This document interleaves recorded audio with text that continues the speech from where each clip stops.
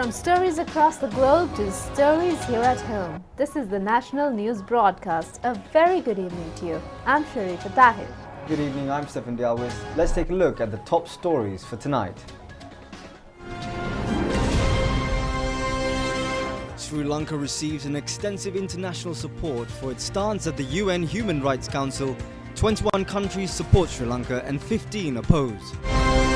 4 police officers interdicted for assaulting a law student. Permission has been given to bury corona dead bodies. The extraordinary gazette has been issued. COVID vaccines will be given to all those who are more than 30 years of age in Colombo and Gampaha high-risk areas. The State Vesak Festival will be held at Jaffna Nagadeepa Rajamahaviharya. The new US President approves an attack for the first time. We move on to those and other stories in detail now. Today is Navam, Full Moon Poya Day, which marks many important events in the Buddha Sasana. Religious programs have been organized island-wide at temples while following health protective measures. It is on a full moon Poya day like today that Buddha made Sariyut and Mughal and Arahats as his chief disciples. The history states that the first conference for Buddhist monks took place at Veluvanaramiya on a Navam full moon Poya day. The history of Buddha Sasana further states that the preaching of a sermon for the benefit of the Buddhist monks and the Buddha leaving his birth circle took place on a day like today. The 207th Dhamma sermon of the Amma Dham Sisila series of the sermons organized on every Poya day on a concept of Prime Minister Mahinda Rajapaksa took place today at the Prime Minister's official residence on Vijayarama Mawatha. The sermon was delivered by Chief Sanganayaka of North Western Province, Venerable Professor Thumbule Sri Silakanda Thera. The Prime Minister, Mrs. Shiranti Rajapaksa, and several family members were present to listen to the sermon without the participation of devotees according to health guidelines. Secretary to the Ministry of Buddha Sasana, Religious and Cultural Affairs, Professor Kapila Gunawardena was present on the occasion. බුද්ධ ශාසන මාත්‍යාසයෙන් ඇති කරලා තියෙනවා. ඒක බොහෝම වැදගත් දෙයක්. අපේ ආම්දුරු බොහොම අගය කරනවා. අපිට කරගන්න බැරි දෙයක් ඔබතුමා රටේ අගමැතිවරයා හැටියට ඊට අවශ්‍ය ශක්තිය දීලා තියෙනවා. මේ රට නැවතත් ඔබතුමා නව මාවතකට ගන්න අතිගරු ජනාධිපතිතුමාටම සහාය වෙලා ක්‍රියා කරන මේ වෙලාවේ මේ උතුම් ධර්ම දේශනාව තුලිනුත් අපි පැහැදිලි කරන්න උත්සාහ කළේ ඒ අර්ථයට ගමන් කිරීමේදී බාධක ඇති වෙනවා.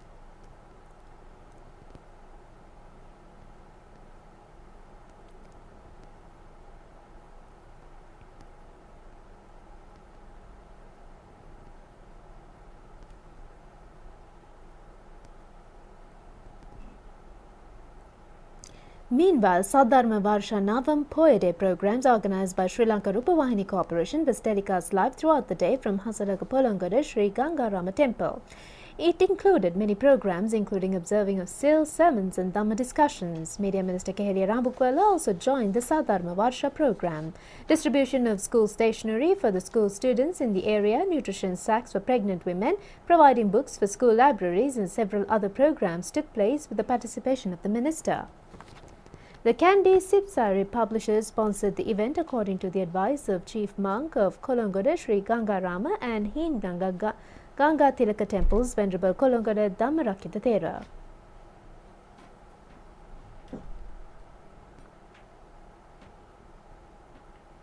The Yogan Shila Samadhi program commenced today near Kaluthara Bodhi under the patronage of Minister Namal Rajapaksa.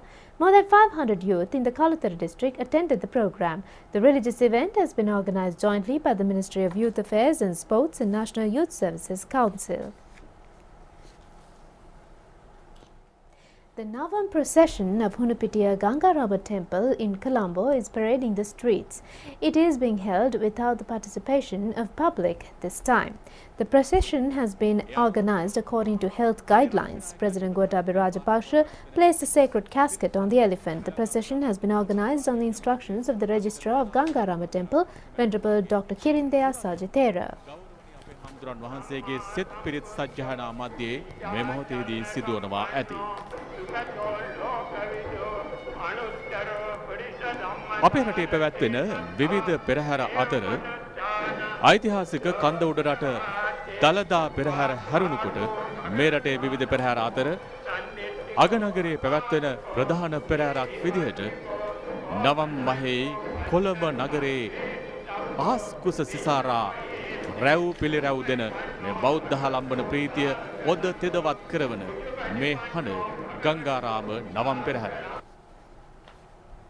The State Vesak Festival will be held this time in the northern and eastern provinces and centred on Nagadeepa Rajamahaviharaya. This was disclosed during a discussion under the patronage of Prime Minister Mahinda Rajapaksa at the Temple Trees yesterday.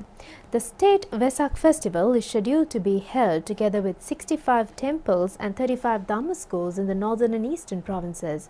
The Prime Minister instructed Secretary to the Ministry of Buddha Sasana, Religious and Cultural Affairs, Professor Kapila Gunawardena, to take necessary measures in this regard. The State Vesak Festival will be organised this time together with other religions departing from traditional Vesak festivals. Accordingly, Hindu, Christian and Muslim affairs departments under the ministry will join the festival. Chief Adhikarana Sanganayaka of Northern Province, Chief Monk of Nagadeepa, Venerable Dr. Dharmakirti Sri Navatagala Padumakitti, Chief Sanganayaka of East Tamankadua Depalane, Venerable Munhene Mettarama, Chief Registrar of all Ceylon Shashana Rakshana Balamandale, Venerable Kunaduwe Gunananda, Chief Sanganayaka of Mathura and Hambantata of Malwatu Chapter, Venerable Agrahere Kasabatera, the Mahasangha, State Minister Vidra Vikramanayaka, MP Suren Raghavan, Secretary to the Ministry of Defence, General Kamal Gunaratna, and a group of people were present on the occasion.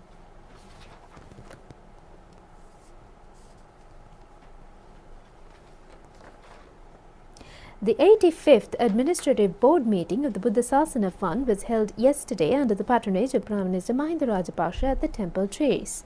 Secretary to the Buddha Sasana Fund, Ruchira Vitana, presented the report of the previous meeting. The 85th Administrative Board meeting approved the report. Member of the Buddha Sasana, Venerable Dr. Divyagaha Yasasithera, made an explanation on setting up institutions for novice monks at district levels in future. Opposition leader Sajid Premadasa and a group of state officials were present on the occasion. The 20 rupee commemorative coin issued in connection with the 70th anniversary of the Central Bank was presented to the Prime Minister today by the Governor, Dr. W.D. Lakshman, at the Temple Trees. The coin is scheduled to be issued for circulation from the 3rd of next month. A group of people, including State Minister Ajit Niwad Kabral, were present on the occasion. An extensive international support has been received by Sri Lanka for its stance at the UN Human Rights Council. 21 countries have expressed their views supporting Sri Lanka at the debate yesterday. The report prepared by UN Human Rights Commissioner Michelle Bachelet was tabled on Wednesday night at the 46th session of the UN Human Rights Council. The report contained accusations which a majority has been based on Sri Lanka's internal political details. According to the report, Sri Lanka should introduce internal regulations and service appointments with the approval of the Human Rights Council. Replying on behalf of Sri Lanka government, Minister Dinesh Gunawardena requested the international community to oppose international interventions in internal affairs of Sri Lanka against the UN Charter. The government pointed out that the process implemented today against one country can be implemented against any country in the future. The debate on the proposal took place yesterday. Only 15 countries approved the report of the High Commissioner, who sternly expressed views against Sri Lanka. 21 countries approved the stance of the government of Sri Lanka. An extraordinary Gazette notification was issued last night permitting burial of the bodies of corona-infected persons. It has been issued under the 2nd and 3rd clauses of Quarantine and Disease Prevention Ordinance. The Gazette has been issued by the Health Minister Pavitra Vanniarachi. According to the new Gazette, permission has been given either to cremate or bury the body of a corona-infected person. If a burial is performed, it should be done according to the provisions issued by the Health Services Director General and on the instructions of competent authority and an approved cemetery or a place under the supervision of the official. The Gazette has been issued according to permission given by Technical Committee for the burial of the bodies of corona-infected persons. The epidemiology unit says that the AstraZeneca vaccine has so far been provided to 406,633 persons under the COVID-19 inoculation program. The Health Ministry has decided to give the vaccine from today to all those who are above the age of 30 years in Colombo and Gampa districts' high-risk areas. The vaccination program has been carried out for the 29th day today, and it's 13,164 persons were vaccinated yesterday. The Director General of Health Services has instructed Western Province Health Services Directors of Colombo and Gampa districts and Chief Medical Officer of the Colombo Municipal Council to identify high-risk Grama divisions to implement the vaccination program. The officials have been instructed to coordinate with the epidemiology unit to give vaccines. The Director General of Health Services has instructed to give vaccines to permanent and temporary residents of those age categories in the selected Grama divisions. The officials in charge of the centres have been instructed to give vaccines only for the people selected from high-risk Grama divisions at the centres.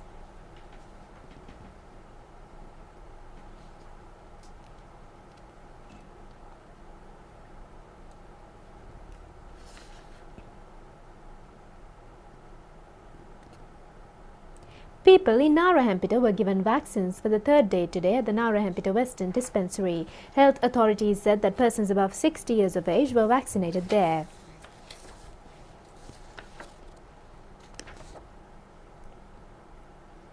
People in Piliyandala, Bokundara area were given vaccines at Piliyandala Regional Hospital. The vaccines were given to people above 60 years today, and it will be implemented until the 28th of this month.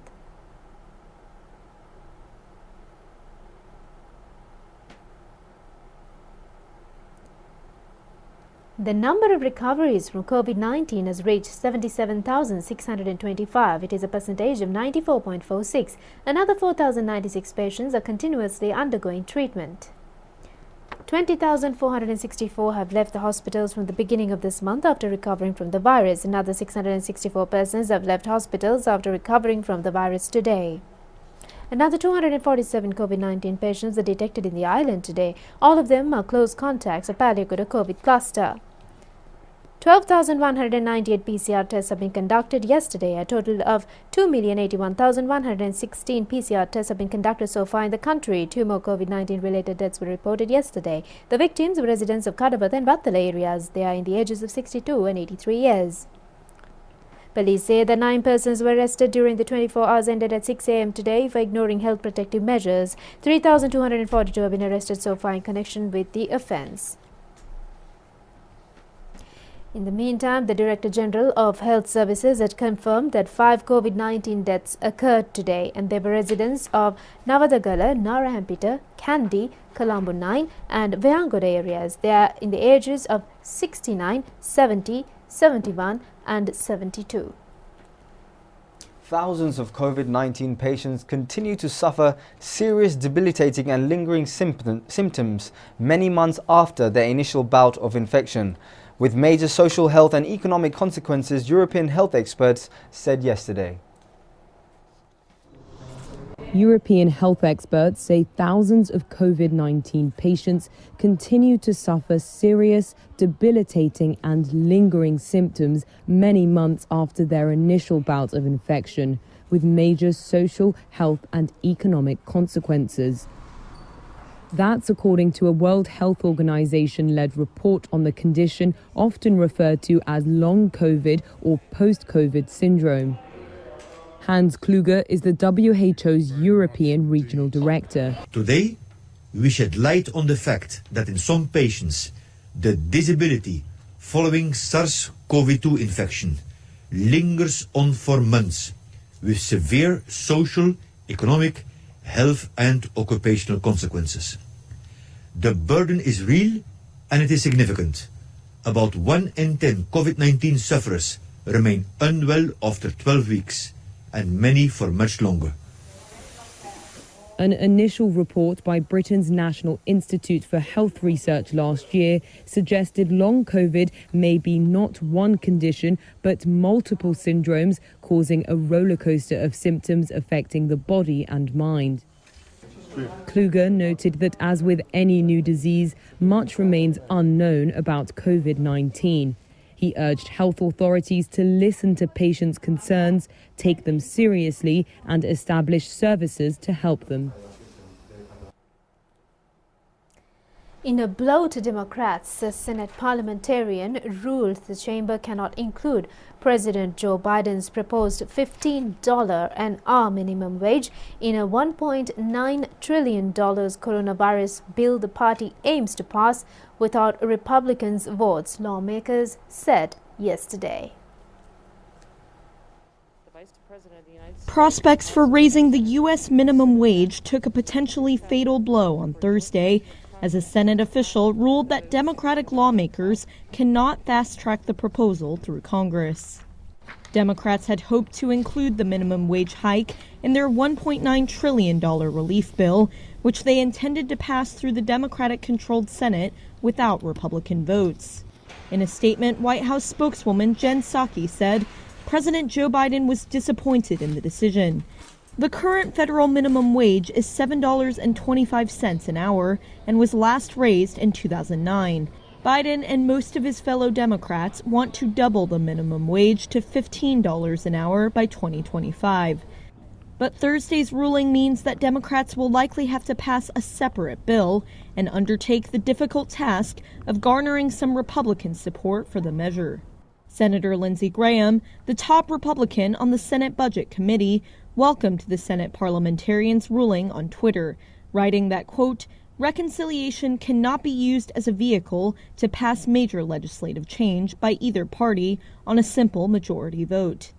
Yet despite Thursday's decision, House Speaker Nancy Pelosi said that the Democratic-controlled chamber would still include the minimum wage provision before sending the relief bill to the Senate. That would leave Democratic Senate Majority Leader Chuck Schumer with the consequential choice of either removing the provision or challenging Thursday's decision.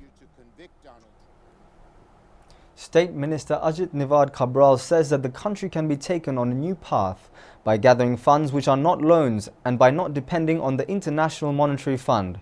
He mentioned this during a media briefing at the Finance Ministry to explain about the present economic situation of the country.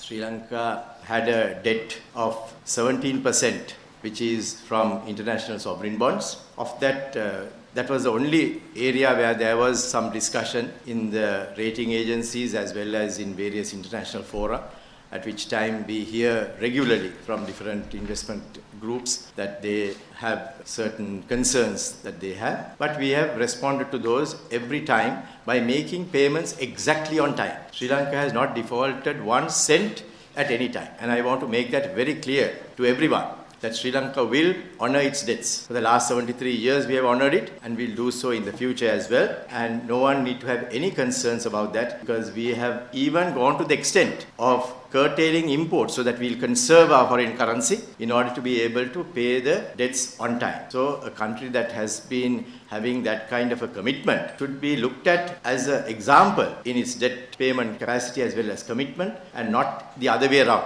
So I think sometimes people do not understand the basic philosophy of the actions that the government has taken, some tough actions which have been designed to ensure that we would be making payments of our debts on time. And we have done that. I don't think Sri Lanka warrants any rating as it has been set out now. We should be at a level which is higher than that, but that's okay. We are looking at ensuring that those ratings as well as those comments are going to be completely nullified in due course, and that's what we are going to do. The construction of the world's first floating hotel complex on water has been completed. A group of tourists from Germany, France and Italy toured the place today. The floating hotel has been constructed on a 200-acre plot of land that had been abandoned after cutting clay for several years. 50 million rupees has been spent on the project. All constructions have been done according to environment-friendly green concept. It is situated at Bolagala area. The hotel includes a swimming pool, rooms and restaurants which float on water. By the sides of the paths to the rooms, vegetables and fruits are being cultivated.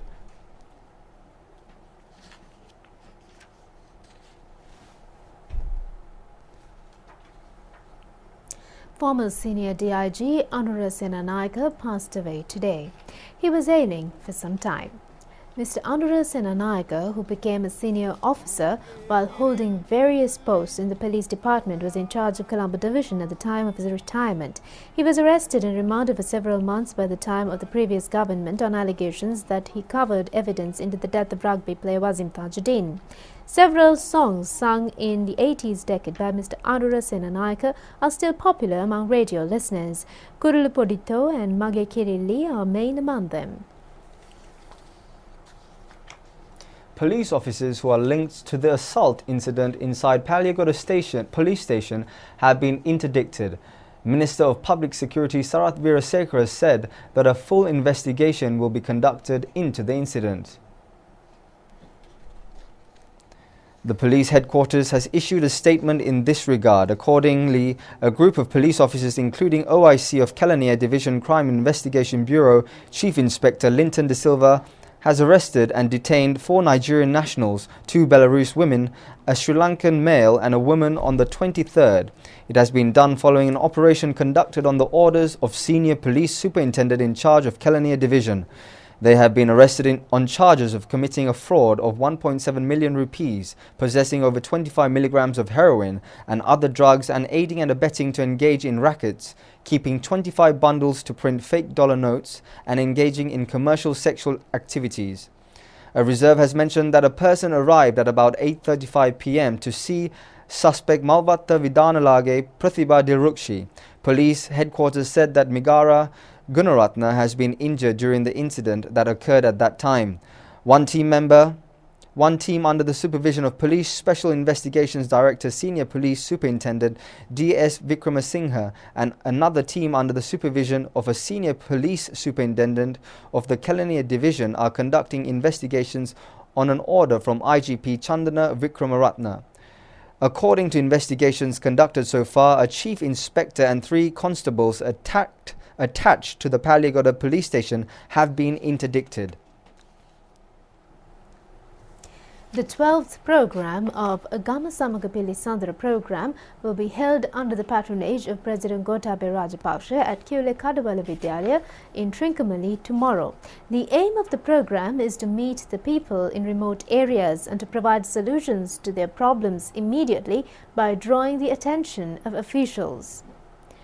Gomarang Kadawala is situated 45 kilometers away from Trincomalee. People in the Kule Kadawala, which is situated about further 8 kilometers away, are facing threats of wild elephants. The villagers were subjected to severe pressure by the LTTE before 2019.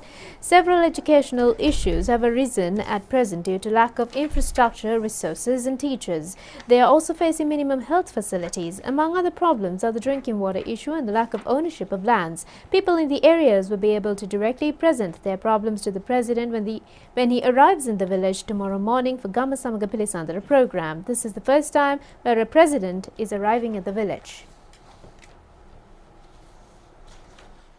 President's Counsel UR De Silva says that legal action is taken by the Attorney General according to the information on the report of the Presidential Commission on Easter Sunday attacks. He pointed out that the task of the Ministerial Subcommittee is to implement recommendations to prevent such an attack again. President's Counsel UR De Silva said that the Attorney General can be seen taking action according to the report of the Commission as well as independently. He said that there is nothing to be afraid of being appointed a ministerial subcommittee. He said that the committee has been appointed to assist the President and there is no need to mention criminal details in the Commission. Minister Johnston Fernando inspected the construction of the Central Expressway today.